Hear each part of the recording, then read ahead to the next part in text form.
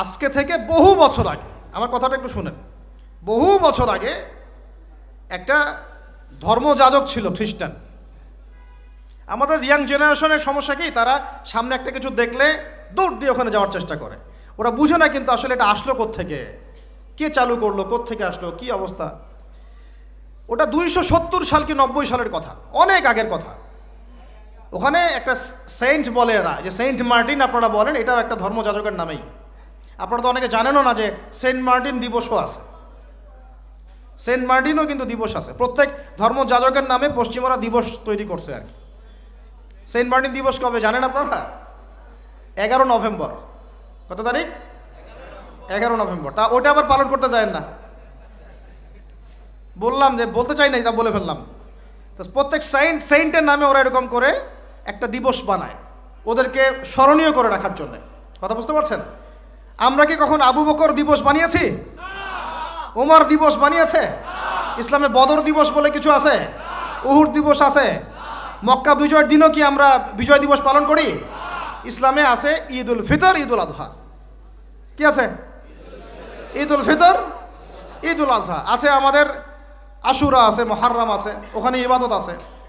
তারপরে আমাদের আরাফার দিনে সওমের ব্যাপার আছে, জিলহজে হজের ব্যাপার আছে, রমাদানের ব্যাপার আছে, এইগুলো আছে। আমরা কি নির্দিষ্ট করে কোনো দিনকে শুভ অশুভ এরকম ফিক্স করি? এই দিনটা শুভ, এই দিনটা অশুভ? নাউজুবিল্লাহ, এগুলো তো শিরক। এগুলো কি? তো ওই সাইন্টের নাম ছিল ভ্যালেন্টাইন। ও নিজে ছিল একজন চরিত্রহীন, ছোট ছোট মেয়েদেরকে ফুসলিয়ে ফাসলিয়ে বিছানায় নিত আর কি, এবং ওটাকে সে বৈধতা দেওয়ার চেষ্টা করত। ওদের জেনারেশন, ওদের প্রজন্ম তো এরকমই, দেখেন না আপনারা পশ্চিমে, ওদের ওখানে, ওদের তো ফ্রি সেক্সের দেশ। কি বলে? ফ্রি সেক্সের দেশ, মানে যে যার সাথে ইচ্ছা সেক্স করতে পারে। এখানে বৈবাহিক সম্পর্ক করে সেক্স করতে হবে জরুরি না। ওখানে যে যা, এটা বাক স্বাধীনতা, ওদের ব্যক্তি স্বাধীনতা। ইচ্ছা হইলে একজন মদ খাইলো, গিয়ে রাত কাটাইলো, কোনো সমস্যা নাই। ইচ্ছা হইলে একটা ছেলের সাথে রাত কাটাইলো, কোনো সমস্যা নাই। নাউজুবিল্লাহ। ইচ্ছা হইলো একটা হিজড়ার সাথে রাত কাটায়, কোনো সমস্যা নাই। ইচ্ছা হইলো, মানে কি বলবো, একটা ছেলে 5টা মেয়ের সাথে একসাথে জেনা করলো, তাও সমস্যা নাই। 5টা ছেলে মিলে একটা মেয়ের সাথে জেনা করলে কোনো সমস্যা নাই। এইগুলো আরও ভিডিও করে করে করে করে ইন্ডাস্ট্রি বানাইছে এরা। ওই ইন্ডাস্ট্রির নাম দিয়েছে পর্ন ইন্ডাস্ট্রি। কি ইন্ডাস্ট্রি? Porn industry. এগুলো যেগুলো অনলাইনে দেখানো হয়, এগুলো কোনোটা বাস্তব না, রিয়েল না, এগুলো শুটিং করা। এগুলো কি জাস্ট যেমন নাটক সিনেমা আপনারা দেখেন শুটিং করা, এগুলো কি বাস্তব? স্ক্রিপ্ট লেখা হয়, 10টা ক্যামেরা থাকে, লাইট ক্যামেরা অ্যাকশন, তারপর শুটিং শুরু হয়। ঠিক পর্ন ইন্ডাস্ট্রিটা এরকম একটা ইন্ডাস্ট্রি, এটা কোনো রিয়েল কিছু না।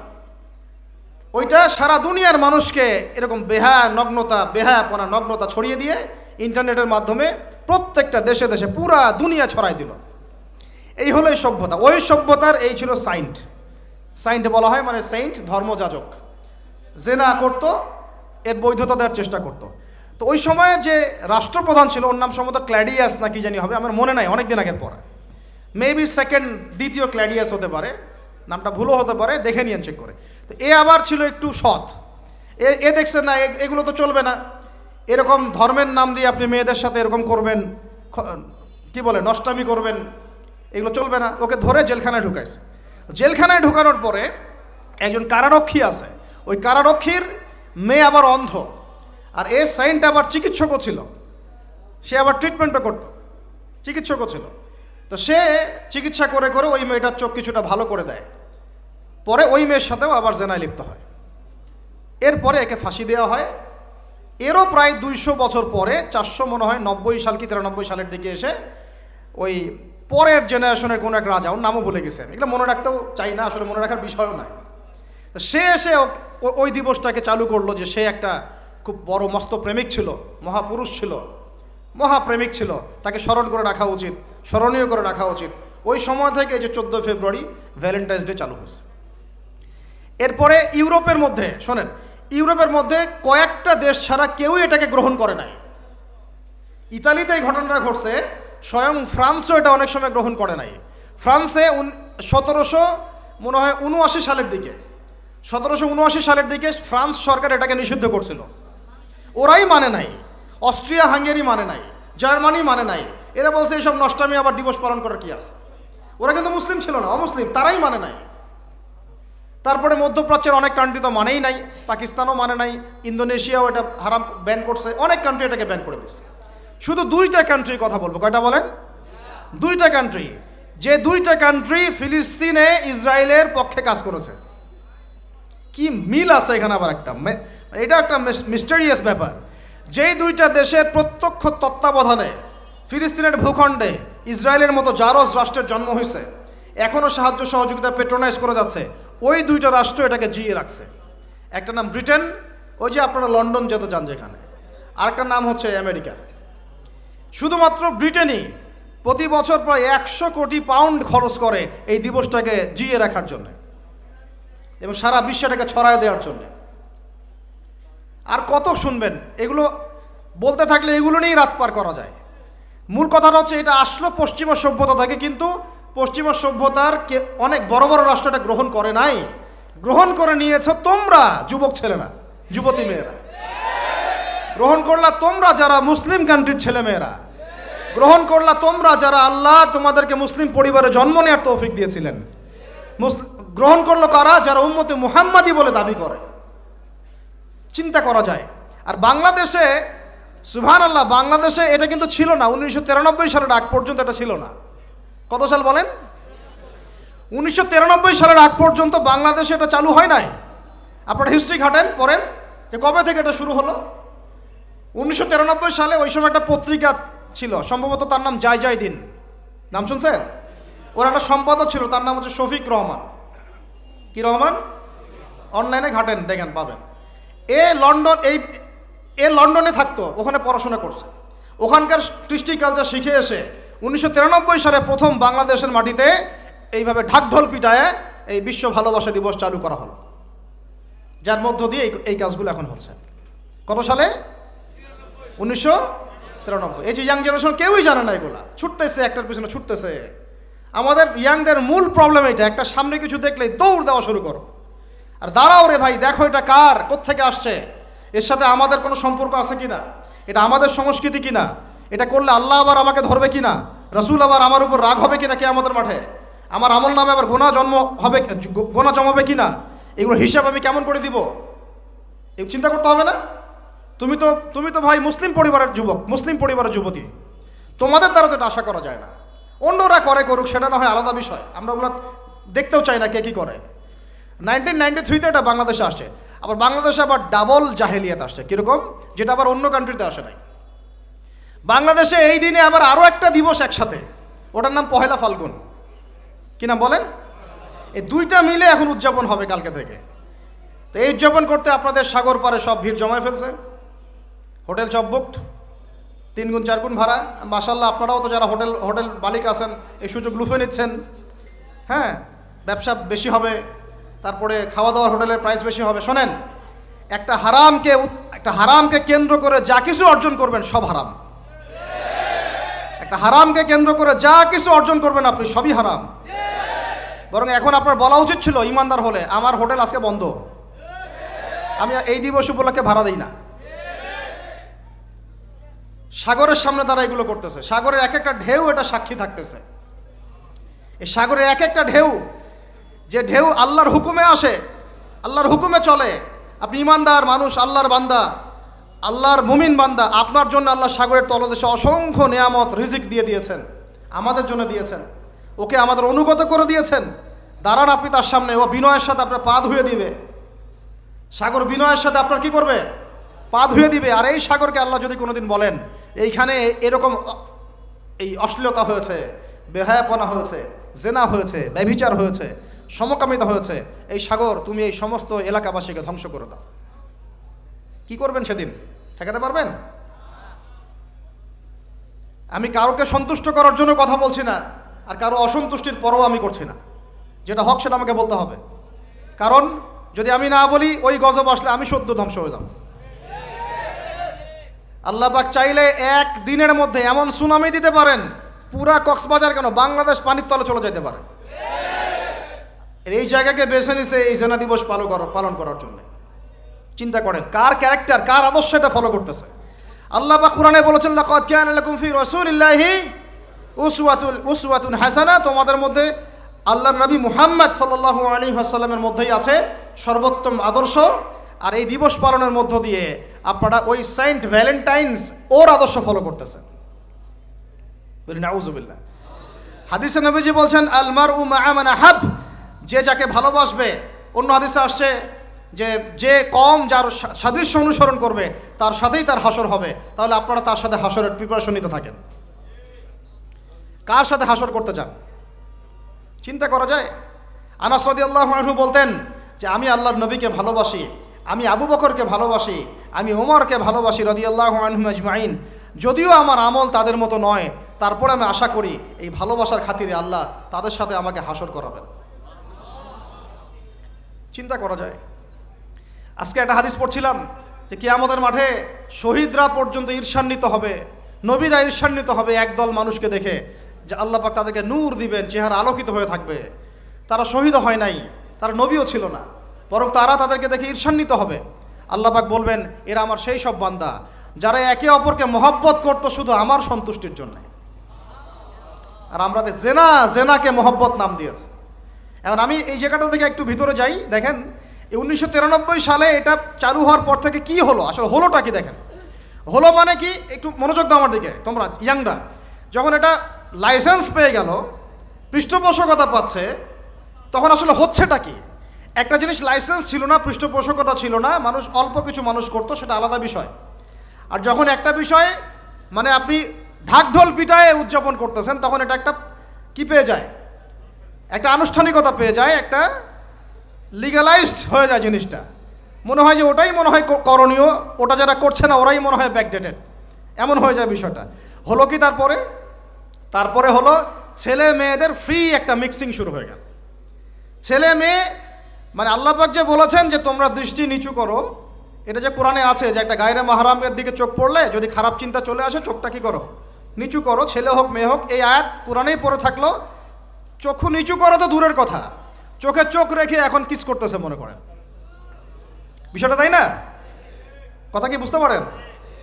আল্লাহ পাক কোরআনে বলছেন, আমি শর্ট করে বলতেছি যেন আপনাদের টাইমটাও মানে একটা ফ্যাক্ট, আপনার বাসায় গিয়ে পড়ে দেখবেন। আল্লাহ পাক কোরআনে বলেছেন ওয়ালা তাকরাবা হাযিহিশ শাজারা। একটু বোঝার চেষ্টা করেন। এই কথাটা আল্লাহ পাক বলেছেন আমাদের পিতা এবং মাতাকে, আদম আলাইহিস সালাম এবং হাওয়া আলাইহিস সালামকে। দেখো তোমরা জান্নাতের সব জায়গায় ঘোরো, খাও, কোনো সমস্যা নাই। ওয়ালা তাকরাবা হাযিহিশ শাজারা, এই গাছে উঠবা না, কথাটা এমন না। এই গাছের পাতা ধরবা না, কথাটা এমন না।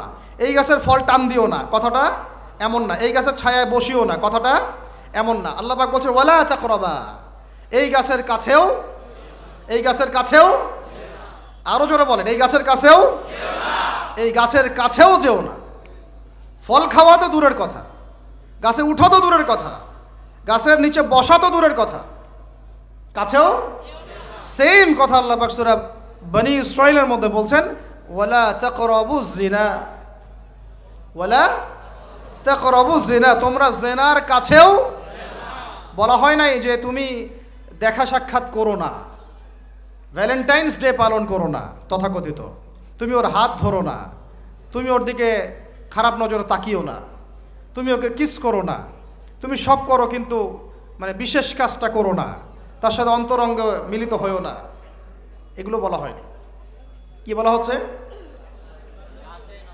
ওর কাছেও। আর আমরা এখন কাছে যেও না আল্লাহ কোরআনে বলেছেন, আর সমাজ বলতেছে এটাই হলো কাছে আসার গল্প। এটা কি কাছে আসার? তাহলে কোরআন একদিকে যাচ্ছে, সুন্নাহ একদিকে যাচ্ছে, আপনার ইসলাম একদিকে যাচ্ছে, আল্লাহ একদিকে, রাসূল একদিকে, সমাজ। তাহলে নিঃসন্দেহে এই সমাজের উপর আল্লাহর বরকত নাজিল হবে, আল্লাহর রহমত আসবে। এটা বোঝার চেষ্টা করেন। এরপরে কি হলো 93 পর থেকে ফ্রি মিক্সিং বেড়ে গেল। এখন দিবস পালন, আপনি তো পরিবারের পিতামাতাও মেনে নিচ্ছে যে আরে এটা তো ছেলেমেয়েরা এখন করেই, সমস্যা কি? ফ্রি মিক্সিং বেড়ে গেল। ফ্রি মিক্সিং বাড়া মানেই কেউ এটাকে জেনা মনেই করবে না।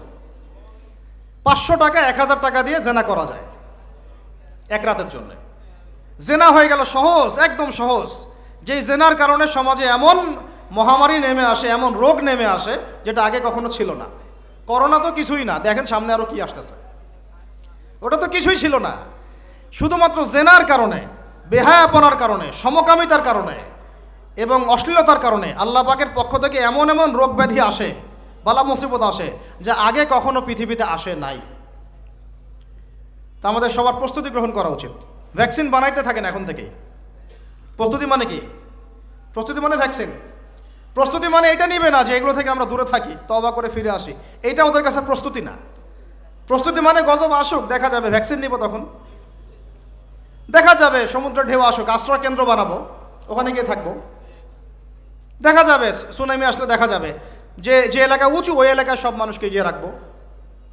আমাদের প্রস্তুতি এইটা না যে আমরা আল্লাহর হারাম থেকে ফিরে আসি, তওবা করি, আল্লাহ বরকত দিবে, রহমত দিবে, মাফ করে দিবে, এটা প্রস্তুতি না আমাদের। এটাই হচ্ছে আমাদের বুদ্ধির অবস্থা। এই বুদ্ধি নিয়ে আমরা দাবি করি আমরা বুদ্ধিজীবী, এই বুদ্ধি নিয়ে আমরা সমাজ চালাই, এই মাথা নিয়ে আমরা সমাজ চালাই।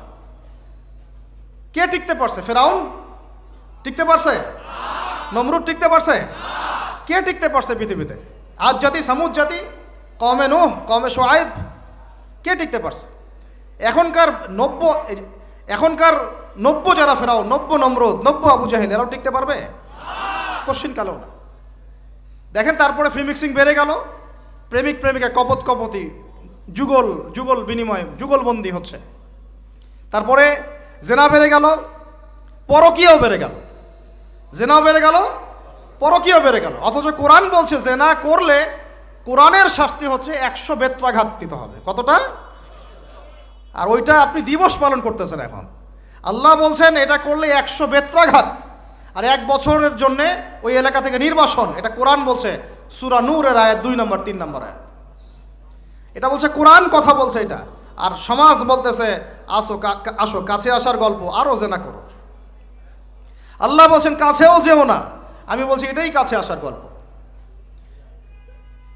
এরপরে বাড়লো পরকীয়া, এর সাথে আরো বিভিন্ন সিরিয়াল, হিন্দি সিরিয়াল, এইটা স্টার জলসা, জি বাংলা দেখে দেখে আমাদের একদম মাথাটা খারাপ হয়ে গেল আর কি।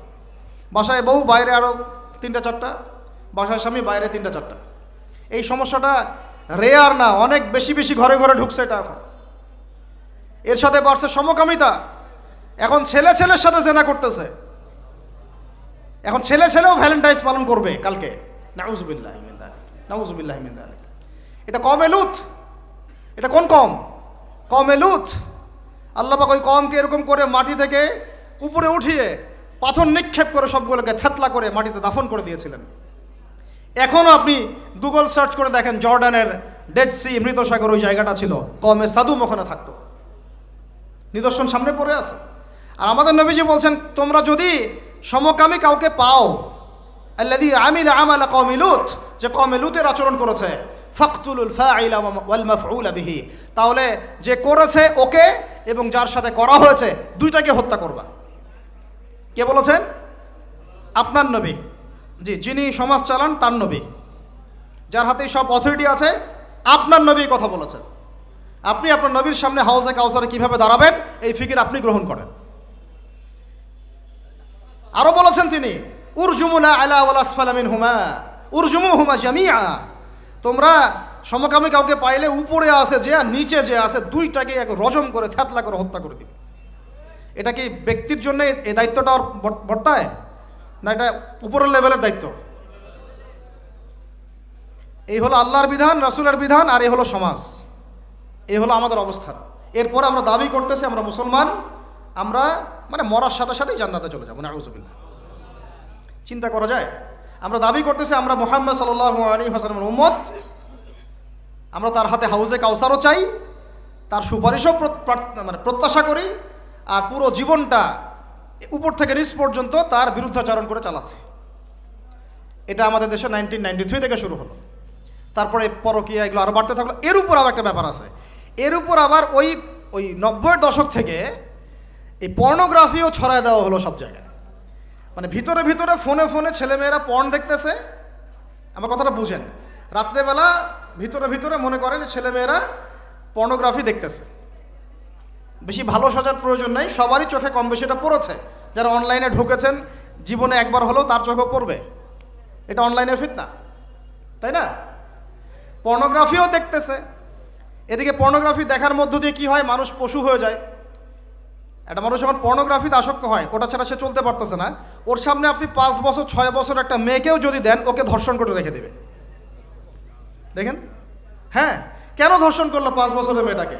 এটা কি সম্ভব? 5 বছর একটা মেয়ের সাথে কি মানে সেক্সুয়াল কোনো সম্পর্ক সম্ভব? ও কীভাবে করতে পারলো? বিকজ পর্ন দেখে দেখে ওটা মাথাটাও নষ্ট হয়ে গেছে। পর্ন যেটা করেছে, পর্নোগ্রাফি আর এই জেনাগুলো যেটা করেছে, সত্যিকারের ভালোবাসার সংজ্ঞাটাই পরিবর্তন করে দিয়েছে। সত্যিকারের ভালোবাসা মানে হচ্ছে দায়িত্ব, রেসপন্সিবিলিটি, বিশ্বাস, ভালোবাসার মানুষ ভালো থাকে এটা চাওয়া, তার উপর আমার জিম্মেদারি আছে, তাকে ভালো রাখা। ভালোবাসা মানে কি? স্বার্থ ত্যাগ করে তার স্বার্থ দেখা, তাই না? সম্মান। ভালোবাসার ডেফিনেশন কি? ভালোবাসা মানে কি? আমি আমার ওয়াইফকে ভালোবাসি, তার মানে কি আমি তার ইজ্জতের জিম্মাদার, তার দিকে চোখ তুলে কেউ খারাপ চোখে জাগাতে পারবে না। ভালোবাসি আমি তাকে, সে আমার, আমি তাকে অন্যের সামনে শো করতে পারবো না, সে আমার। ভালোবাসা মানে আমি তাকে বিশ্বাস করি, আমি তাকে কি করি? বিশ্বাস করি, তার প্রতি আমার আত্মবিশ্বাস আছে, কনফিডেন্স আছে। ভালোবাসা মানে আমি তাকে সম্মান করি, আমি তার সম্মান বুঝবো। তো পর্ন আর জেনা যেটা করলো, ভালোবাসার সংজ্ঞাটাই পরিবর্তন করে দিল। এরা ভালোবাসার সংজ্ঞা দিল, ভালোবাসা মানে হলো যৌনতা। ভালোবাসা মানে জাস্ট সেক্সুয়াল রিলেশনশিপ, আর কিচ্ছু না। এরা যদি একে অপরকে সত্যি ভালোবেসে থাকে, তাহলে আগামীকাল এদেরকে বলেন যে জেনা মুক্তভাবে বিয়ে করে ফেলো দেখি, এদের মধ্যে 80% এটা করবে না। কারণ তাহলে ভালো ভালো যদি এতই বাসো, তা হাতটা ধরিও না তুমি, আল্লাহ পাক হাত ধরতে নিষেধ করছেন। তুমি পরিবারের মাধ্যমে প্রস্তাব পাঠাও, মোহর ফিক্স করো, করে বিয়ে করো। ভালোবাসো যদি, তাহলে তাকে নিয়ে সন্তুষ্ট থাকো, তার সম্মানবোধ রক্ষা করো, তার দায়িত্ব নাও। তার কি নিবা? দায়িত্ব নাও। ভালোবাসার ডেফিনেশন চেঞ্জ করেছে এরা। একটা মেয়েকে ভালো তুমি যদি বেশেই থাকো ছেলেটাকে, তাহলে তুমি তার সাথে কিভাবে এভাবে হারাম জেনায় লিপ্ত হতে পারলা? তোমার তো বলা উচিত ছিল যে আমি একজন মুসলিম মেয়ে, আমি এসব জেনাতে যাব না, আমাকে যদি আপনি পছন্দ করেই থাকেন আমার বাবার কাছে প্রস্তাব পাঠান। সিম্পল। এরপর পরিবারের মাধ্যমে আহাদ হবে, তারপরে আমরা আক্ত হবে, সেখানে আমাদের মোহর থাকবে, সাক্ষী থাকবে, আল্লাহর কালিমা সাক্ষী রেখে আমরা বিয়ে করে ফেলব। এইগুলোর মধ্য দিয়ে ভালোবাসার ডেফিনেশন চেঞ্জ করে দেওয়া হবে। ভালোবাসার মানে যেটা ছিল সম্মান, ওটার নাম হয়ে গেল এখন যৌনতা।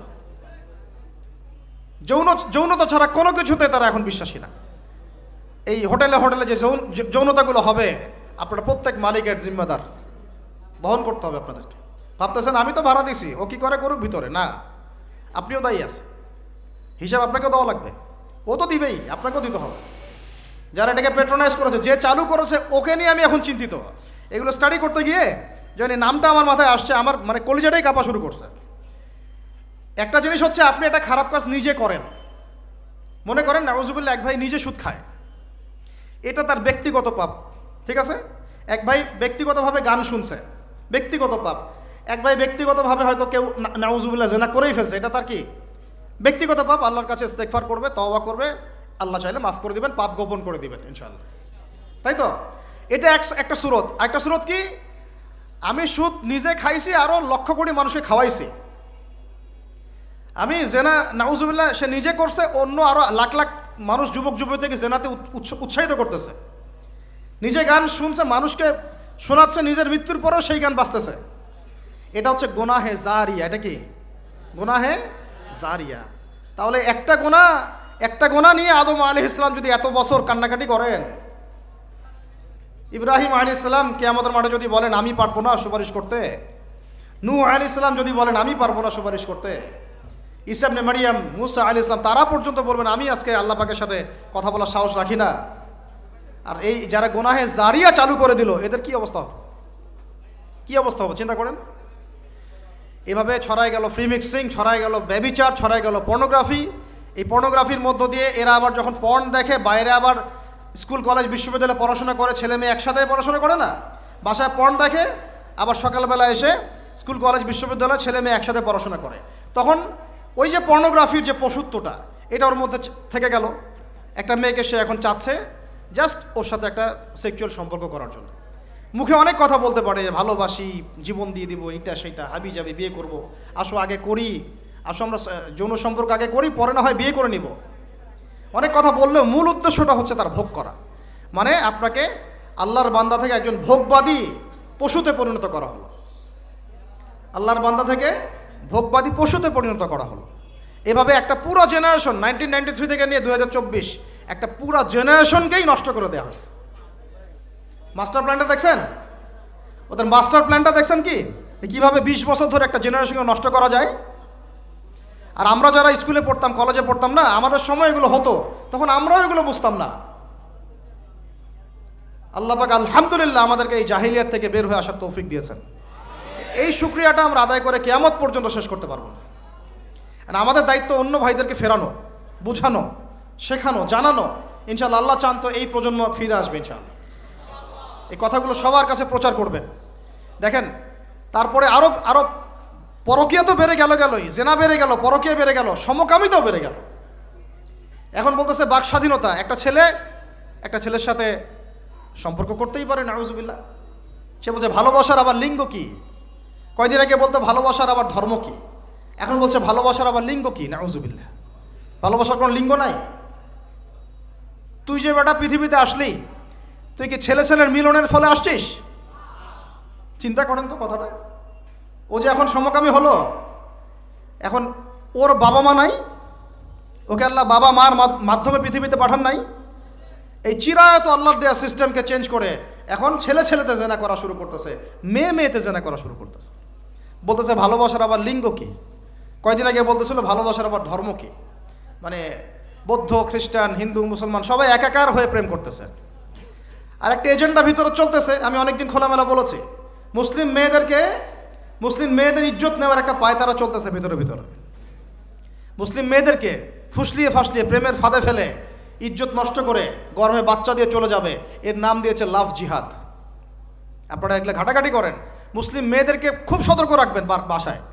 আপনার মেয়ে, আপনার বোন, আপনার স্ত্রী, এদেরকে খুবই সতর্ক রাখবেন। কোন অবস্থাতেই যেন এদেরকে এগুলো স্পর্শ করতে না পারে। একবার ইজ্জত চলে গেলে আর কোনোদিন ফিরে আসবে না ভাই। আরও তো কি বলতে গেলে তো এগুলো বললে শেষ করা যাচ্ছে না। এরপরে আবার আসছে এখন নতুন ফিতনা কি, যে না ভাই আমি মনে মনে ছেলে না, আমি মনে মনে আবার মেয়ে। নাউজুবিল্লাহ। বাইরে ছেলে, মনে মনে আবার মেয়ে। এরা আবার এখন কি করতেছে দেখতেই তো পারতেছেন কি হচ্ছে। এভাবে আরও একটা 10 বছর মেয়াদী পরিকল্পনা গ্রহণ করছে। 10 বছরে যেন বাংলাদেশে এদের সংখ্যা আরও বেড়ে যায়। 10 বছর, এই যে বললাম 1993 আগে যেমন জেনার হারটা একটু কম ছিল, কিছুটা হলেও কম ছিল, যতদিন থেকে এইসব দিবস পালন করা শুরু হলো জেনা বেড়ে গেল। ওই যে 20 বছর 25 বছরে এই জায়গায় আসলো। এখন যদি এইভাবে সমকামিতা, ট্রান্সজেন্ডার চলতে থাকে, আগামী 20 বছর পর কোন জেনারেশন আসবে আল্লাহ ভালো জানে।